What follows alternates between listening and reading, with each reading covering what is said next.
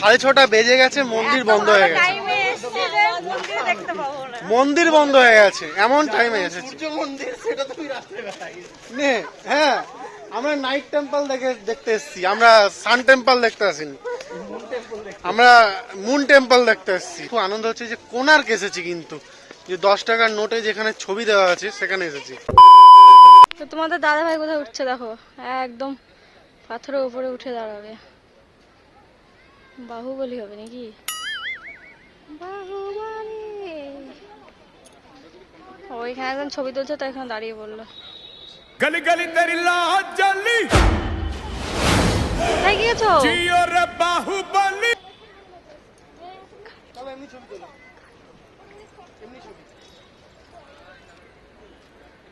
তো তোমাদের দাদা ভাই ছবি তুলবে বলছে, দেখি একটা ছবি যদি একটা তুলে দিতে পারি। এই জায়গাটা খুব কালো লাগছে। বাহুবলীর মতো এখানে উঠে, পাথরের উপর উঠে আমি বেশ কয়েকটা ভিডিও মানে ছবি শ্যুট করলাম। তো জায়গাটা অসাধারণ জায়গা ছিল, দেখতেও খুব সুন্দর লাগছিল। গেছে বিপাশাকে এখন উঠছে, ও ধরতে হলো না, নিচে উঠে বললো।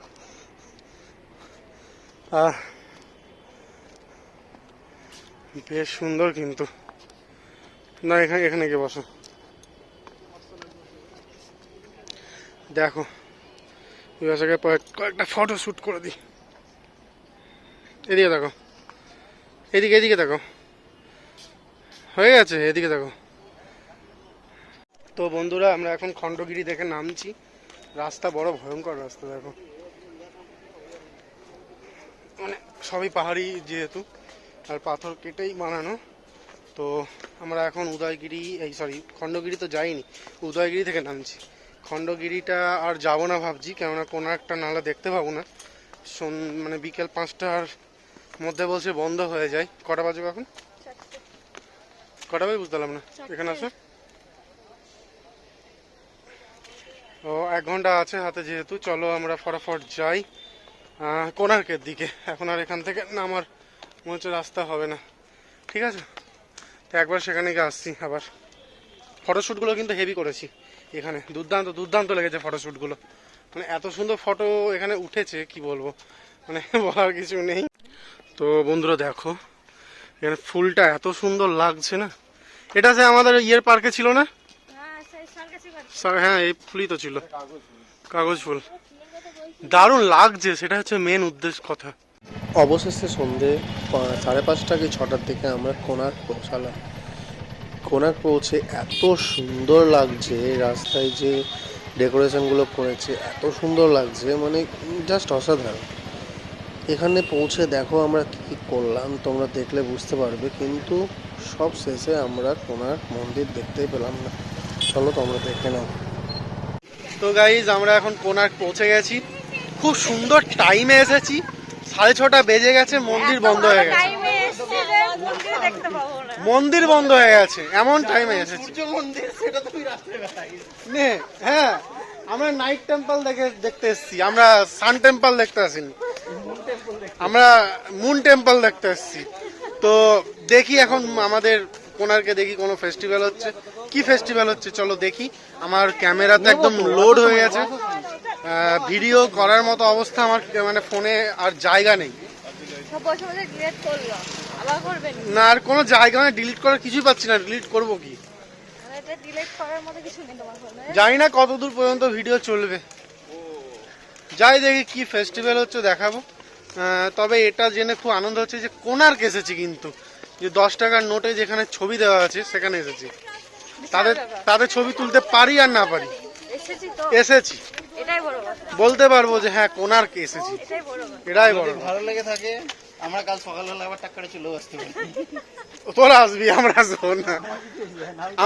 আমরা কালকে সকালবেলায় বাই বাই পুরি করে দেবো। বাই বাই পুরি, অ্যাডভান্সে জানিয়ে দিচ্ছি, বাই বাই পুরি। ভাবলাম কি যে এইগুলো দেখার পর একটু বিচে গিয়ে বসবো, কিন্তু সে উপায় আর হবে না। কোথায় যাবি? বিচে।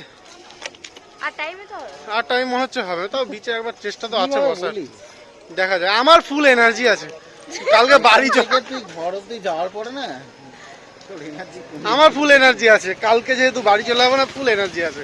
বাড়ি চলে গেলে সব শেষ, সমুদ্র শেষ, পুরী শেষ, স্মৃতিটাই বেঁচে থাকবে, ভিডিওটা, ভিডিও ছবি কিছু কিছু মুহূর্ত, এইগুলোই স্মৃতি থাকবে, কিছু স্মৃতি কিছু হিসেবে। মুহূর্ত ফোনে যেগুলো তোলা আছে সেই সব স্মৃতি করে দেখবো আর মনে করবো। তো চলো, আর কালকে বাড়ি যাবো, যে ভাববো এই টাইমে এখানে গেছিলাম, ওই টাইমে এখানে ছিলাম। তো চলো যাই আগে মন্দিরে, দেখি কি ফেস্টিভ্যাল হচ্ছে। লোকের সঙ্গে জানাচ্ছি, আমরা ঢুকলাম আর গেট বন্ধ করে দিল, কিছুতে কথা শুনলো না। দেখতে পাচ্ছ তোমরা হয়তো কোনার্ক টেম্পল, দেখো দূরে। এই মিঠাই, তো দেখি রিকোয়েস্ট করে যদি শোনে। তো তো এখন আমরা কোনার্ক যে মিউজিয়াম, সেই মিউজিয়ামে চলে এসেছি।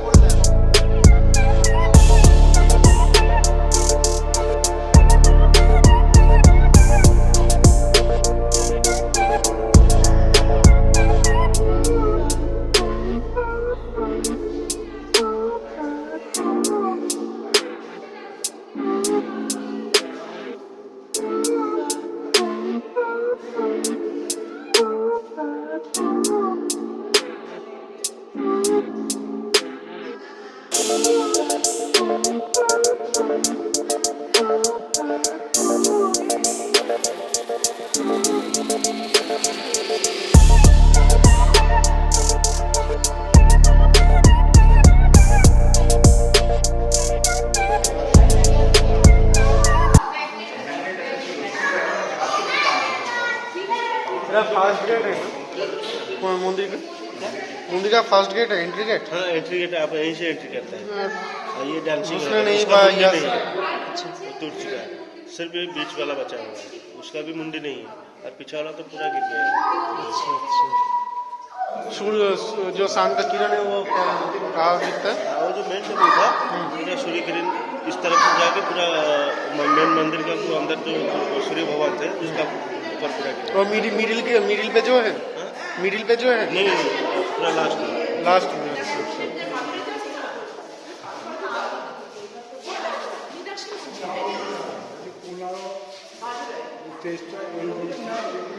This is Konark temple. সূর্যের কিরণ বলছে ঠিক এরকম জায়গায় করে পড়ে,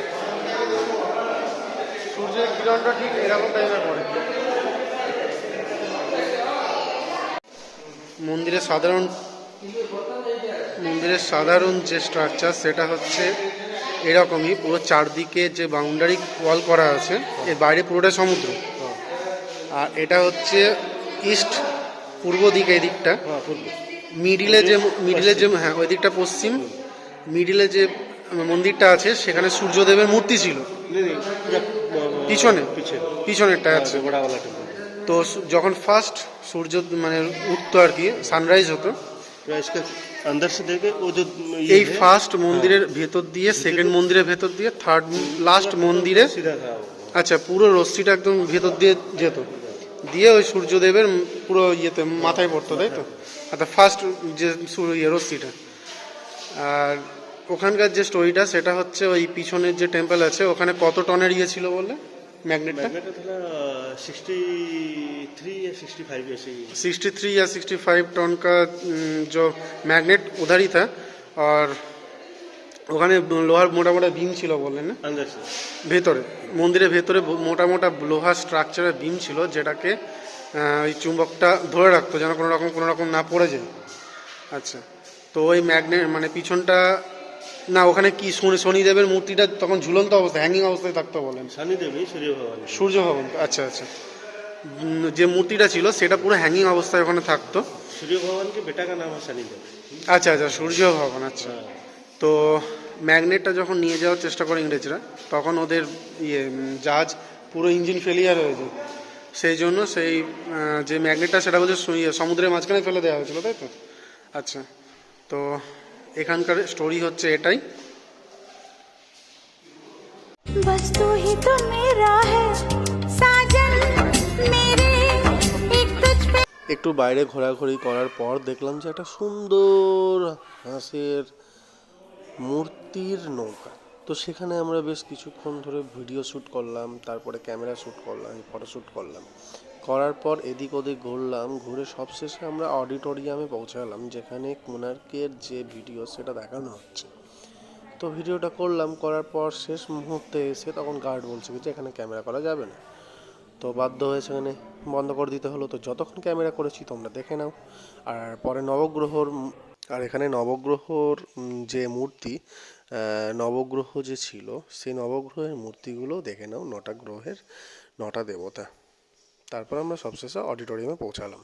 আমরা এখন অডিটোরিয়ামে ঢুকছি, এখানে শো হবে, তো দেখি কি দেখায়।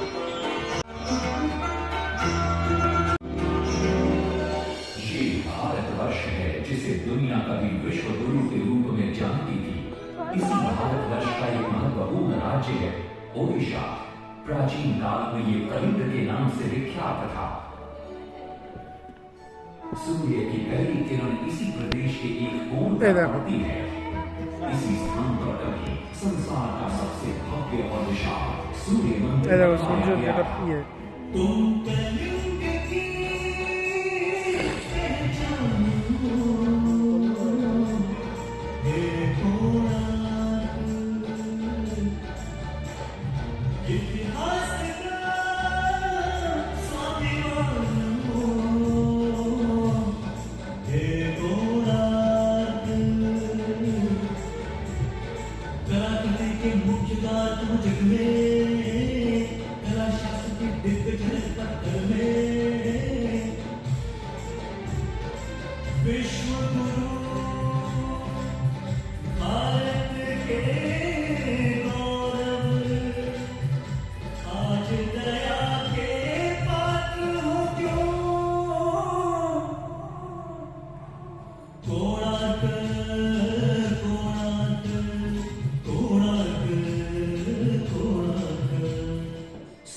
साल पहले की बात है। पुरातात्विक दस्तावेज के तौर पर संग्रहित पुस्तक मादला पांजी और बाला चक्रा में उल्लेख है कि 13वीं सदी में गंगवंश के राजा लांगुला नरसिंहदेव ने इस सूर्य मंदिर का निर्माण करवाया था।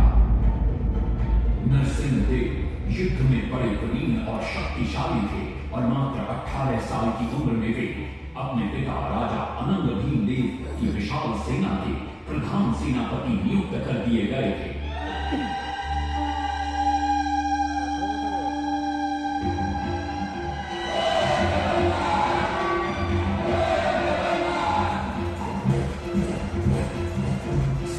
बनने के बाद नरसिंहदेव ने अपने कुशल नेतृत्व से दक्षिण के कई आक्रमणकारी राजाओं को युद्ध में हराया।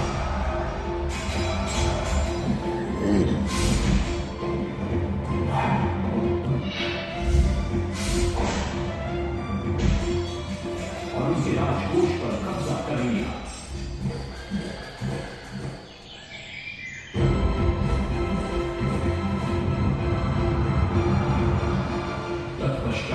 उन्होंने विजय कुंडा, जिसे आज हम वारंगल के नाम से जानते हैं,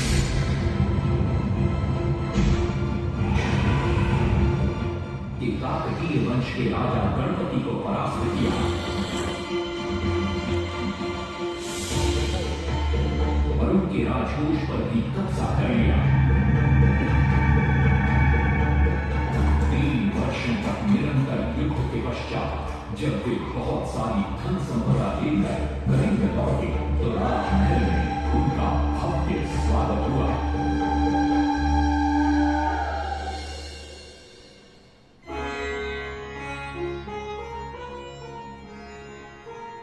राजमाता कस्तूरी देवी पुत्र नरसिंहदेव की वीरता से बहुत प्रसन्न हुई और पुत्र के सामने अपने मन की इच्छा प्रकट की।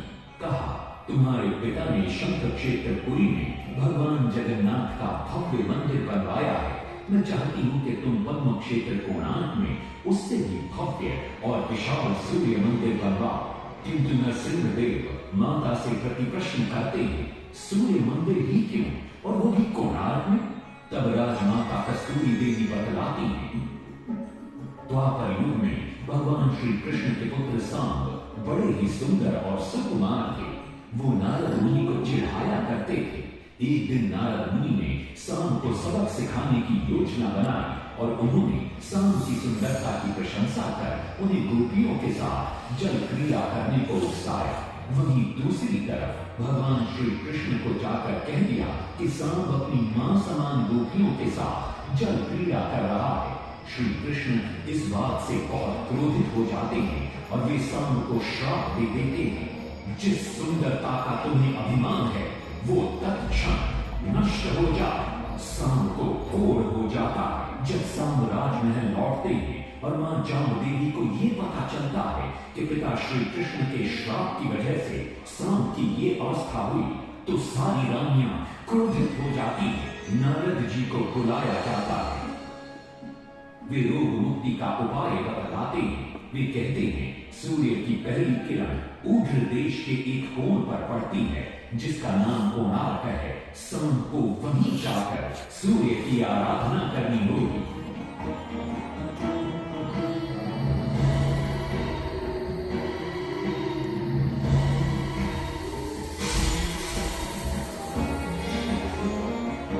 बहुत ही लंबी और कठिन यात्रा के पश्चात सांब अपने सैनिकों और सेवकों के साथ कोणार्क की चंद्रभागा नदी के तट पर पहुंचते हैं और नित्य प्रातः स्नान के बाद सूर्य की आराधना आरंभ करते हैं।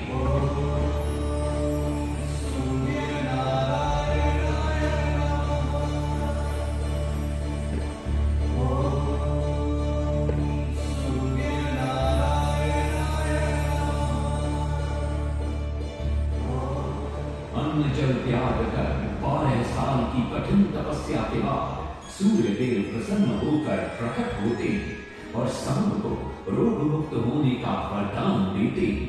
पुत्र, आज रात्रि के चतुर्थ प्रहर में स्नान करते समय नदी के तल में तुम्हें एक वस्तु मिलेगी। वो मेरा ही प्रतिरूप होगी। उसका स्पर्श पाते ही तुम इस कोढ़ रोग से मुक्त हो जाओगे। स्नान के पश्चात सांब जब नदी से बाहर आते हैं तो वो रोग मुक्त हो चुके होते हैं। उनके हाथ में एक छोटा सा पत्थर है। उनके सुंदर और सुकुमार शरीर को देखकर सारे अनुचर और सिपाही प्रसन्न होते हैं। सांब उस पत्थर को वहीं स्थापित कर एक छोटा सा मंदिर बनवाते हैं। लेकिन जब उन्हें ज्ञात होता है कि सूर्य पूजा का विधि विधान यहाँ किसी को पता नहीं है तो वे चिंतित हो जाते हैं। वे ध्यान में बैठते हैं। सूर्य देव पुनः प्रकट होते हैं और सांब के पूछने पर बतलाते हैं कि दूर पश्चिम में साक्य देश के माता ब्राह्मण पूजा की विधि विधान जानते हैं। सांब साक्य देश की ओर निकल पड़ते हैं जो आज का ईरान है। महीनों की लंबी यात्रा के बाद सांब 18 मादा ब्राह्मण परिवारों को साथ लेकर कोणार्क लौटते हैं और सूर्य मंदिर में पूजा शुरू हो जाती है। राजमाता कस्तूरी देवी नरसिंह देव को बतलाती है कि विवाह के कई वर्षों बाद तक जब हम निसंतान थे, मैंने भी उस सूर्य मंदिर में पूजा अर्चना की और तुम पुत्र रूप में मुझे प्राप्त हुए।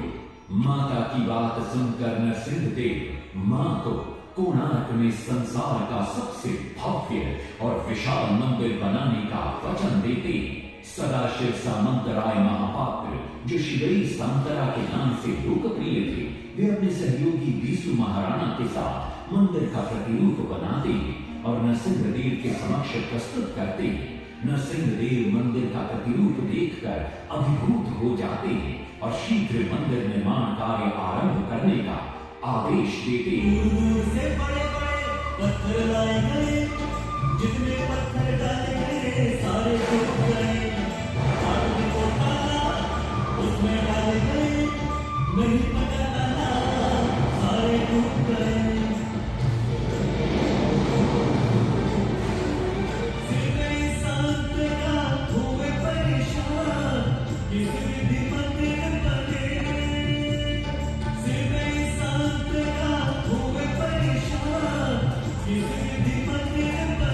एक दिन वे चिंतामग्न कोणार्क लौट रहे थे, तभी उन्हें प्यास महसूस हुई। उन्हें पास ही में एक कुटिया दिखाई पड़ती है जहाँ एक बूढ़ी औरत से उनकी भेंट होती है। शिवई सांतरा पानी मांगते हैं। बूढ़ी औरत पानी के साथ गरम गरम भोजन भी लेकर आती है। वे थाली के बीच में हाथ डालते हैं जिससे उनका हाथ जल जाता है। तब वो बूढ़ी औरत मुस्कुराकर कहती है, तुम तो शिवई सांतरा की तरह बीच से भोजन उठाकर खा रहे हो। ये सुनकर शिवई सांतरा को अपनी भूल का एहसास होता है। माता रामचंद्री ने उपाय सुझाया, समझे शिवई सांतरा।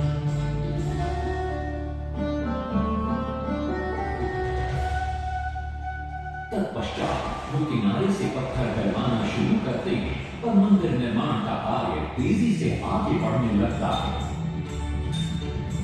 1200 शिल्पियों ने 12 वर्ष में मंदिर बनाया। घोड़े साथ सजा धन रथ में, समय का चक्र बनाया।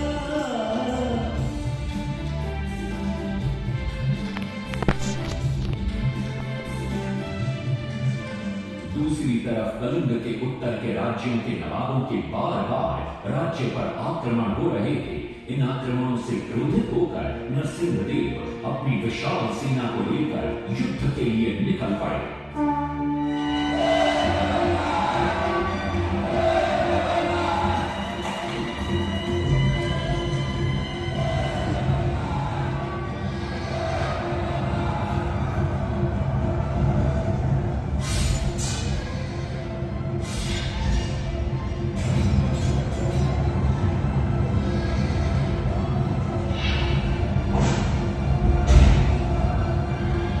शक्तिशाली गौड़ बंग के नवाबों को भी युद्ध में परास्त कर दिया और उनसे प्राप्त सारा धन अपने कब्जे में लेकर सूर्य मंदिर के निर्माण कार्य में लगा दिया।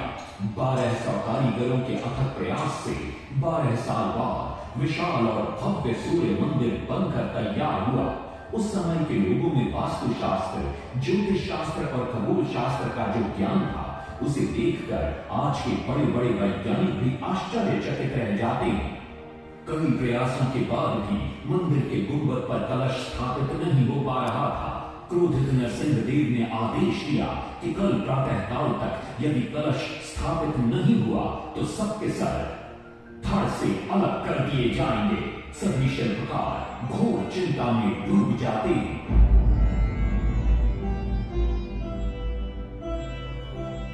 दूसरी तरफ मुख्य शिल्पकार बीसू महाराणा का 12 साल का बेटा धर्मपद सूर्य मंदिर के प्रतिरूप पर कलश बिठाकर प्रसन्न होता है और मां के सामने अपने पिता से मिलने की इच्छा व्यक्त करता है। मां अपने बागीचे के पेड़ पोटली में बांध कर देती है और कहती है, अपने कुत्ते बलिया को साथ लेकर कोणार्क जा। बलिया अपने मालिक को पहचान लेता है और बीसू महाराणा से निपट जाता है। धर्मपद अपने पिता को प्रणाम करता है और अपना परिचय देता है। सबको चिंता में देखकर वो अपने पिता से इसका कारण पूछता है। कारण जानकर धर्मपद कहता है, अगर आप आज्ञा दें तो मैं मंदिर के गुंबद पर कलश स्थापित कर सकता हूँ। शिवे सांतरा धर्मपद को अनुमति दे देती है। धर्मपद गुंबद पर चढ़ जाता है और कुछ ही समय के प्रयत्न के पश्चात वो कलश को स्थापित करने में सफल हो जाता है। गुंबद पर कलश स्थापित होते ही नीचे गर्भगृह में चारों दिशाओं में लगे चुंबकों के आकर्षण से सूर्य महाप्रभु की मूर्ति शून्य में स्थापित हो जाती है। सब धर्मपद को कंधे पर बिठाकर खुशी से नृत्य करने लगते हैं। तभी कुछ कारीगर इसका विरोध करते हुए कहते हैं, अगर सुबह राजा को ये पता लग गया कि इस बच्चे ने कलश को स्थापित किया है तो किसी का बचना संभव नहीं है, इसलिए धर्मपद को मरना होगा। इस बात से शिवे सांतरा बड़े क्रोधित हो जाते हैं। भीषण वाद विवाद छिड़ जाता है। ये सब देखकर धर्मपद गहरी चिंता में पड़ जाता है और वो सोचता है कि यदि मेरे जीवित रहने से इन सब का सर काट दिया जाएगा तो इससे अच्छा है कि मैं आत्म बलिदान कर दूं ताकि सबके प्राण बच जाएं। और उसी पल धर्मपद नवनिर्मित सूर्य मंदिर के शिखर पर चढ़ जाता है।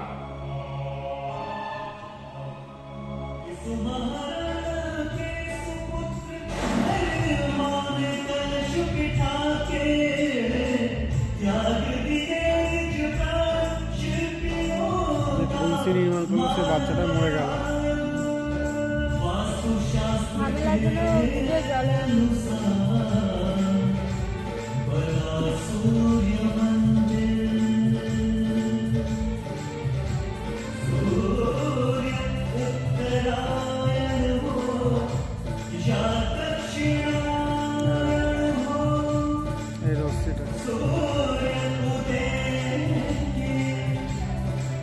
आज मेरे कहने की नहीं पड़ती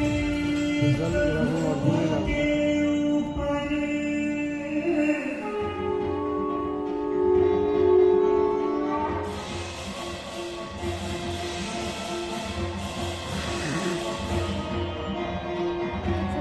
জলে লাভ মারার পর সূর্যটা উঠে এসে লাগলো। तभी वहाँ नरसिंहदेव भी आ पहुँचते हैं।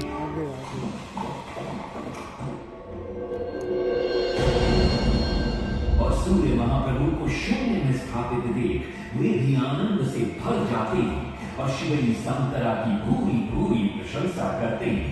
वो ये भी घोषणा करते हैं कि मां शुक्ल पक्ष की सप्तमी को मंदिर की प्राण प्रतिष्ठा की जाएगी।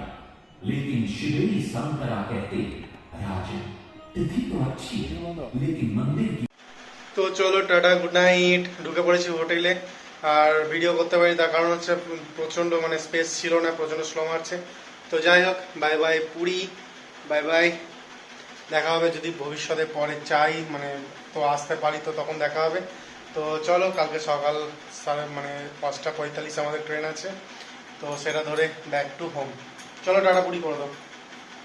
টাটা পুরী, আবার কবে দেখা হবে জানি না, খুব তাড়াতাড়ি দেখা করতে আসবো। কবে বলতে পারছি না। যা, খুব এনজয় করেছি, প্রচণ্ড ঘুরেছি, বেশ ভালো লাগলো। তো থ্যাংক ইউ সো মাচ। আর তোমাদেরকে বলি যারা আমাদের চ্যানেলটাকে নতুন তারা অবশ্যই চ্যানেলটাকে যত করে সাবস্ক্রাইব করে দাও ভাই, যত পারো ভালোবাসা দিয়ে যেও, প্রচুর প্রচুর ভালোবাসা দাও ভাই, তাড়াতাড়ি 50কে বুঝিয়ে দাও। চলো টাটা, বাই। আজ বড়ই সুখী দিন, তবু আমি সারাদিন কেন